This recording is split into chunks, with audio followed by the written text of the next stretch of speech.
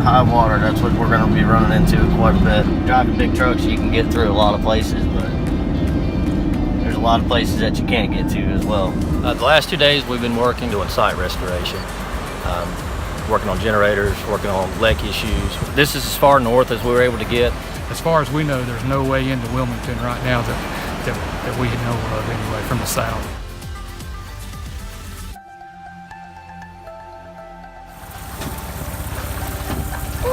How's it going? Going, guys. We got to launch the boat and then we got to find a way in.